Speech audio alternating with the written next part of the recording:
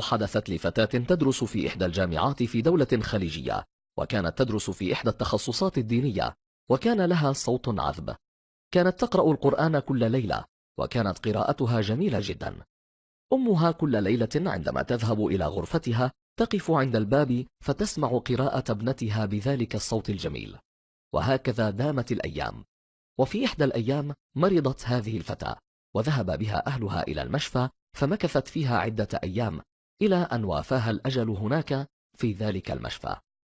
صعق الأهل بالخبر عندما علموا من إدارة المشفى، فكان وقع هذا الخبر ثقيلا على أمها. وإذ بيوم العزاء الأول يمر كالسنة على أمها، والتي تفطر قلبها بعد وفاة ابنتها.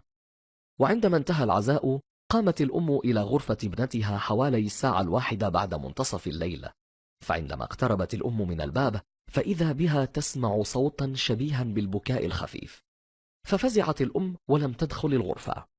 وعند الصباح أخبرت الأهل بما سمعت قرب غرفة ابنتها الليلة الماضية، وذهب الأهل ودخلوا الغرفة لكنهم لم يجدوا شيئا. وإذا اليوم الثاني وفي نفس الوقت ذهبت الأم إلى غرفة ابنتها وإذا بها تسمع نفس الصوت، ثم أخبرت زوجها بما سمعته وقال لها عند الصباح نذهب ونتأكد من ذلك، لعلك تتوهمين بتلك الأصوات. وبالفعل عندما أتى الصباح ذهبوا وتأكدوا ولا يوجد شيء على الإطلاق.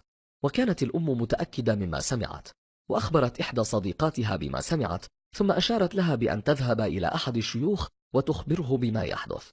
وبالفعل أصرت الأم وأخبرت أحد الشيوخ عن هذه القصة الغريبة، فتعجب الشيخ مما سمع وقال أريد أن آتي إلى البيت في ذلك الوقت. وعندما أتى الشيخ اتجهوا به نحو الغرفة وأخبروه بما كانت تفعله ابنتهم من قراءة القرآن في كل ليلة. وعندما اقتربوا من الغرفة وإذا بذلك الصوت نفسه، وقد سمعه الشيخ، وإذا بالشيخ يبكي، فقالوا له ما الذي يبكيك؟ فقال الله أكبر، هذا الصوت صوت بكاء الملائكة.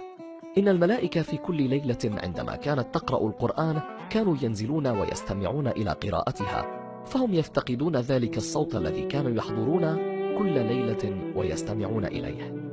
فسبحان الله عز وجل، جميعنا نعلم بأن البيت الذي يتلى به القرآن دائما فيه ملائكة.